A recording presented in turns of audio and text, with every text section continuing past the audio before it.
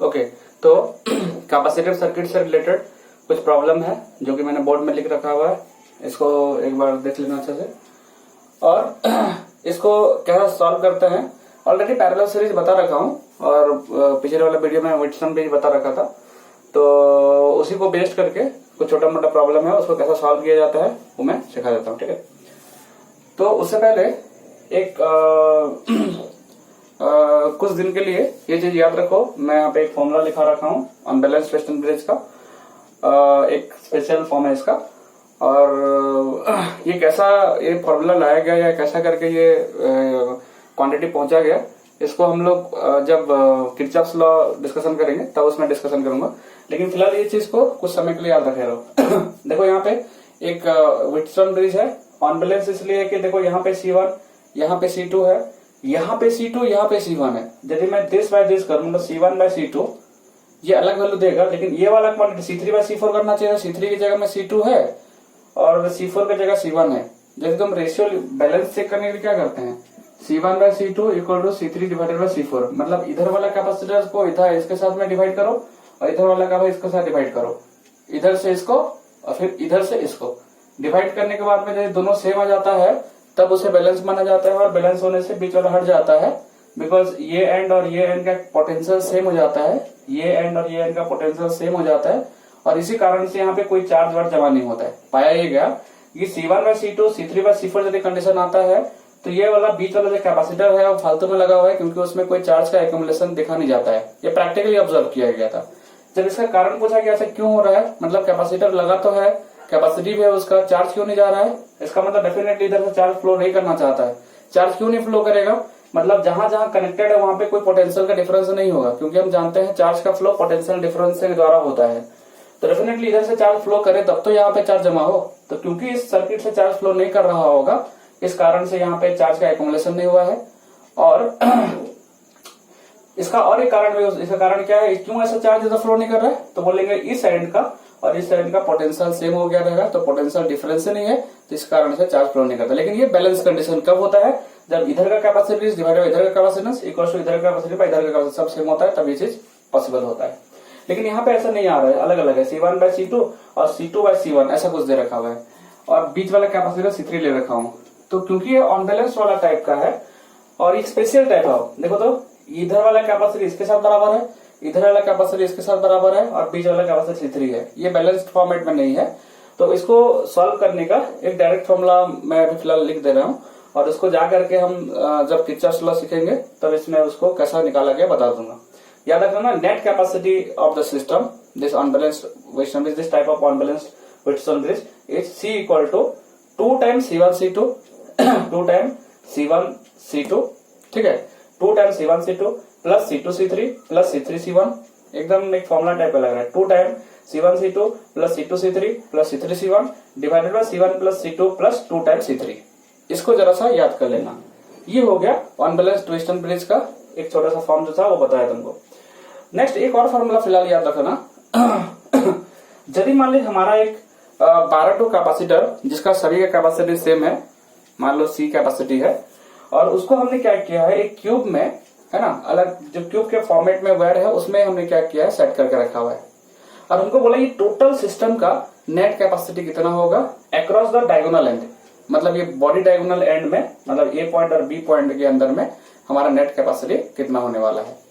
Okay, तो यदि बोला गया है नेट कैपेसिटी तो डायगोनल एंड में यदि पूछा गया, बॉडी डायगोनल एंड में यदि कैपेसिटी पूछा गया है तो तुम इसको सीरीज पैरेलल को समझ में नहीं आएगा, इसको सॉल्व करने के लिए किरचॉफ्स लॉ ही लगाना पड़ेगा, क्योंकि कोई सीरीज कोई पैरेलल नहीं, ब्रांचिंग बहुत हो जा रहा है और यहाँ पे सीरीज पैरेलल को समझ में नहीं आएगा, दैट्स व्हाई हमको किरचॉफ्स लॉ लगाना पड़ेगा। सॉल्व करेंगे, याद रखना सभी का कैपेसिटी मतलब C ले रखा हूं, तो net capacity across this diagonal is equal to 5/6 C, 5 divided by 6 और एक कैपेसिटर कैपेसिटी, ये हमारा इस वाला टाइप का प्रॉब्लम के लिए होता है। ये फिलहाल याद रखना, जब किरचॉफ्स लॉ करेंगे तब इसको परफेक्ट कर दूंगा। ये दो चीज को तुम याद रख सकते हो। नेक्स्ट हो गया, मैं कुछ प्रॉब्लम यहाँ पे दे रखा हूं जिसको कि हम डिस्कशन करेंगे।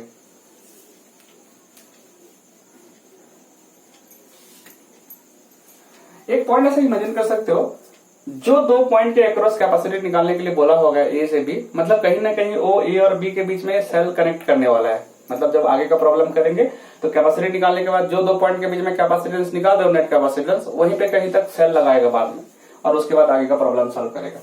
तो सबसे पहले एक एक करके हम सॉल्व करते हैं। पहला प्रॉब्लम देखो, कोई ऐसा डिफिकल्ट नहीं, ऑलरेडी सब कराया था पिछले वाले वीडियो में, कि 3 कैपेसिटर है।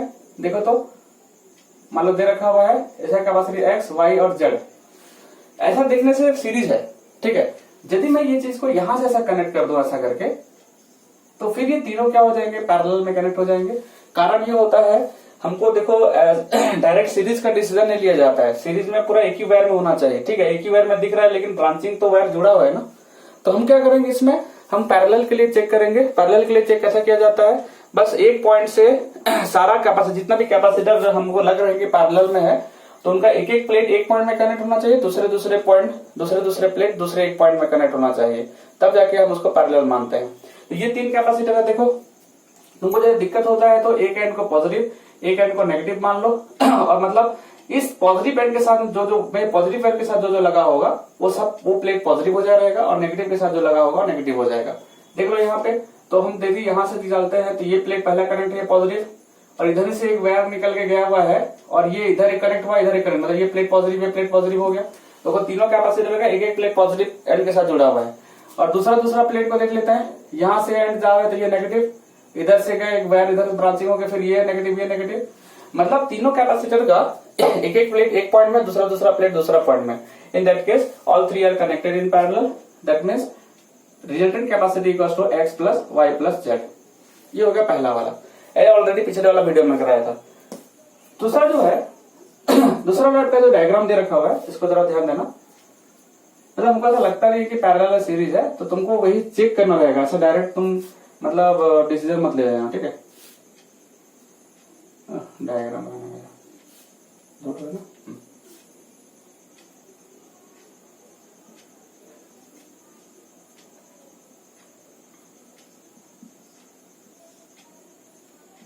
ठीक है, बोला गया है ए और बी के बीच में नेट कैपेसिटी कितना होगा। देखो टोटल 1 2 3 4 कैपेसिटर यहाँ पे लगे हुए हैं। कैपेसिटी दे रखा हुआ है 1 1 2 2, ठीक है। ये 1 माइक्रोफैराड का है, इधर का 1 माइक्रोफैराड का है, ये 2 माइक्रोफैराड है, 2 माइक्रोफैराड है। ये हमको बोला है कि नेट कैपेसिटी कितना होगा। तो पहले देख लेना, कोई भी ब्रांचेस में तुमको एक ही वायर में दिख रहा है कि कुछ कैपेसिटर जुड़े हुए हैं, तो उसको सिंप्लीफाई करके एक कैपेसिटर में कन्वर्ट कर देना। देखो तो ये वायर में देखो, यहाँ से जो ये वायर दिख रहा है, इसमें 2 कैपेसिटर लगातार में लगे हुए हैं, मतलब definitely they are connected in series. तो हम क्या करते हैं, ये दोनों को मिला करके एक कैपेसिटर बना लेते हैं। तो नेक्स्ट डायग्राम बना रहा हूं, तुम उसी में सॉल्व कर देना, ठीक है। तो ये हो गया हमारा एक सर्किट, ठीक है। अब ये दोनों 2 माइक्रोफैराड, तो सीरीज में होने के कारण 1/2 plus 1/2 equals to 1/c, 1/c equals to 1/2 plus 1/2। ये सिंप्लीफाई करेंगे तो कितना हो जाएगा, 1/c equals to 1/2 plus 2/2 cut के हो जाएगा 1, मतलब net capacity equals to 1 microfarad. मतलब ये दोनों को मिला करके हमारे एक ही कैपेसिटर में कन्वर्ट हो जा रहा है चीज, ठीक है। उसके बाद में हुआ ये कि देखो इस फॉर्मेट में आ गया AP। अब इसको 2 कैपेसिटर नहीं मानेगा, अब एक हो गया, ठीक है। 1 माइक्रोफैराड, ये भी 1 माइक्रोफैराड, ये भी 1 माइक्रोफैराड। अब हमको बोला ये तीनों का रिजल्टेंट कितना होगा। ये देखने से हमको लग ही नहीं रहा है कि कैसा टाइप का कनेक्शन है, तो फिर वही अप्रोच करना। पैरेलल जैसा टाइप का लग रहा है कि सीरीज टाइप का लग रहा है, कुछ आइडिया नहीं हो रहा है, तो एक एंड को पॉजिटिव मान लेना, और उसको साथ में देखना जो प्लेट कौन सा कनेक्ट है उसी वायर के साथ में। तो देखो ए एंड यदि पॉजिटिव लूं तो यहां से गया, ऐसा टाइप का डायग्राम प्रैक्टिस करते करते तुमको फिर समझ में आ जाएगा, ठीक है। ये पॉजिटिव एंड ले लेता हूं, तो यहां से देखो वायर 2 हिस्से में टूटे, तो ये एंड डेफिनेटली पॉजिटिव, ये वाला जा करके फिर 2 हिस्से में टूट गया, मतलब यहाँ पे पॉजिटिव, यहाँ पे पॉजिटिव। इधर देखो ये वायर जहां तक कैपेसिटर एंड तक, मतलब कैपेसिटर प्लेट तक पहुंचने तक तुमको ये वायर को एक्सटेंड करना रहेगा। देखो यहाँ से एक पॉइंट पॉजिटिव है, तो यहाँ से एक ब्रांच हुआ, इसको पॉजिटिव कर दिया, यहाँ से एक ब्रांच ये पॉजिटिव हो गया, फिर यहाँ से ब्रांच ये पॉजिटिव हो गया। मतलब ये तीनों कैपेसिटर का देखो एक एक एंड पॉजिटिव के साथ जुड़ा हुआ है। उसी प्रकार से दूसरा एंड को देखो, यहाँ से मान लो नेगेटिव है, तो ये एंड से गया यहाँ तक जाएंगे, ब्रांचिंग हो रहा है, तो ये नेगेटिव, और ये एंड इधर भी जा रहा है, ये नेगेटिव। देखो हो ये रहा है कि एक एक प्लेट ये ए पॉइंट के साथ जुड़े हुए हैं सारा कैपेसिटर का, और एक एक प्लेट बी पॉइंट के साथ जुड़े हुए हैं। That's why all 3 are connected in parallel. मतलब मैं बोल सकता हूँ इसको सिंप्लीफाई करने के बाद एक सिंपल डायग्राम आया, और तीनों को जब चेक करें तो पैरेलल कनेक्शन मेरे को दिख रहा है। तो रिजल्टेंट कैपेसिटी इक्वल्स टू 1 1 1 है, इसका मतलब नेक्स्ट हो गया 1 + 1 + 1 माइक्रोफैराड, 3 माइक्रोफैराड। तो इस तरह से हमने क्या किया, ये जो दिखने वाला था कॉम्प्लिकेटेड टाइप का सर्किट दिख रहा था उसको हमने सिंप्लीफाई किया। ये अप्रोच भी हम बहुत सारे जगह में लगाते हैं कि एक एंड को जब सीरीज नहीं दिख रहा है डायरेक्टली तो ये भी अप्रोच कर सकते हो, लेकिन जो डायरेक्ट हो जा रहा है उसको क्यों सब सॉल्व करेंगे। ठीक है,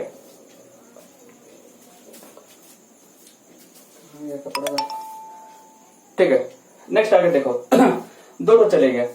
तीसरा जो प्रॉब्लम है, मैं इधर मिटा देता हूं, मिटाने वाला कहां रखा। ठीक है, देखो थर्ड वाला प्रॉब्लम, ये तो एक स्पेशल टाइप का प्रॉब्लम है। थर्ड प्रॉब्लम में देखो यहाँ पे मैं इसको डायग्राम बना देता हूं।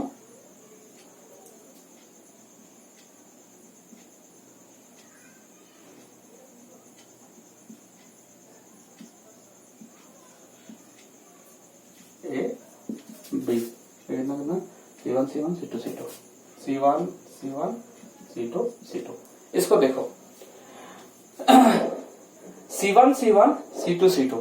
अच्छा, एक इंपॉर्टेंट चीज है, ये सर्किट को देखने से तुमको कहीं भी तुमको पैरेलल सीरीज कुछ दिख नहीं रहा। देखो तो ए पॉइंट से निकले हुए हैं, एक टाइप का वेस्टर्न ब्रिज का शेप ले रखा हुआ है, लेकिन एक कैपेसिटर कम है, लेकिन यहाँ पे उसके बदले एक वायर जोड़ रखा हुआ है।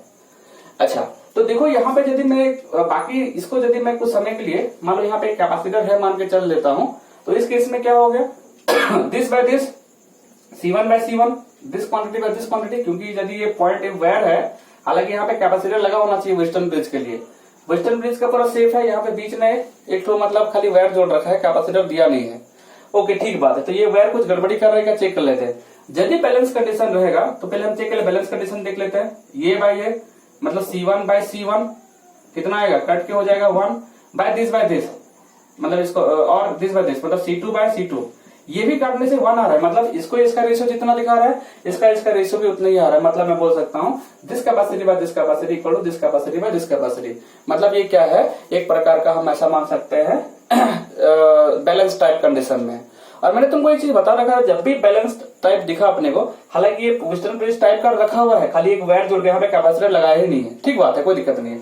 लेकिन ये बैलेंस फॉर्मेट में जब हो जाता है तो याद रखना ये पॉइंट और यहाँ पे जो पॉइंट है, मतलब इसको मैं कुछ समय के लिए पी ले लेता हूँ, इसको क्यू ले लेता हूँ, तो ये पॉइंट का पोटेंशियल और ये पॉइंट का पोटेंशियल सेम हो जाता है। मैं बताया था बैलेंस कंडीशन में जमाने से एक शेप ले रखा है, मतलब ऐसा लग रहा है कि ये वेस्टर्न ब्रिज है, कैपेसिटर यहाँ पे नहीं लगाया हुआ है, बस इतना ही किया हुआ है, बाकी वायर तो दे रखा हुआ है। तो हम बैलेंस चेक किए, C1 by C2 equal to C3 bye C4 करके देखा, बराबर दिख रहा है मेरे को। यदि बराबर आ रहा है इन दैट केस मतलब ये बैलेंस कंडीशन में है। बैलेंस कंडीशन यदि होता तो यहाँ पे कैपेसिटर होता भी तो क्या फायदा, कुछ फायदा तो नहीं था, क्योंकि ये पॉइंट का पोटेंशियल ये पॉइंट का पोटेंशियल सेम हो जाता है। और यदि पोटेंशियल सेम हो जाता है तो इस सर्किट में मतलब करंट ही नहीं जाता है, चार्ज का फ्लो ही नहीं होता है। और यदि चार्ज का फ्लो नहीं होगा तो ये लगा के कोई फायदा नहीं है, तो हम क्या करते हैं, इसको एलिमिनेट कर लेते हैं इस तरह से। मतलब जब भी ऐसा टाइप का दिखेगा अपने को सर्किट, तो हम जरा सा वेस्टर्न ब्रिज टाइप का सोच करके ये प्रॉब्लम को सॉल्व करने का अप्रोच रखेंगे। उसके बाद में हटा दिया, ये ऊपर का दोनों सीरीज है, ये नीचे का दोनों सीरीज है, कि टोटल को पैरेलल सॉल्व कर देंगे। तो हम लोग यहाँ पे वैल्यू दे रखा हुआ है, ये 4 और 6 है। C1 का वैल्यू 4 है, 4 माइक्रोफैराड, ये भी 4 माइक्रोफैराड, ये तुम्हारा 6 माइक्रोफैराड, ये भी 6 माइक्रोफैराड। तो ऊपर का दोनों सीरीज में है, तो नेट कैपेसिटी कितना हो जाएगा 1/4 प्लस 1/4 मतलब 1/C इक्वल टू 2/4। सॉल्व कर देंगे तो C इक्वल टू 2, ठीक है, इसका 2 हो जाएगा, इसको सॉल्व करेंगे 3 आ जाएगा, नेट इक्वल टू 5 आ जाएगा, 5 माइक्रोफैराड। सॉल्व कर देना, क्योंकि ये दोनों सॉल्व होकर एक कैपेसिटर बन जाएगा, ये दोनों सॉल्व होकर एक कैपेसिटर बन जाएगा। फाइनल रिजल्टेंट ऐसा डायग्राम हो जाएगा। ये 4 का सीरीज में 2 आएगा और 6 का सीरीज में 3 आएगा, फिर ये दोनों पैरेलल हो जाएंगे और सॉल्व होकर एक कैपेसिटर बन जाएगा जो कि 5 माइक्रोफैराड की तरह बिहेव करेगा। तो इस तरह से हमने क्या किया एक टाइप का प्रॉब्लम को सॉल्व किया। इसी तरह का बड़ा बड़ा सर्किट भी तुमको दे सकता है, जहां से बीच में एक वायर दे रहेगा, तो वायर को हटा सकते हैं बैलेंस चेक करके। नेक्स्ट एक प्रॉब्लम ये है, 4th नंबर प्रॉब्लम देख लो और बाकी फिर नेक्स्ट वीडियो में करेंगे। 4th नंबर प्रॉब्लम में क्या दे रखा हुआ है, जो बता रहा हूं जरा ध्यान में रखना इस चीज को, ये सब अलग अलग प्रॉब्लम सॉल्व करने में तुमको मदद करेगा।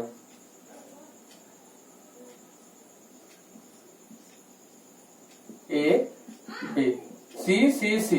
अब हमको सवाल दे रखा है कि 3 कैपेसिटर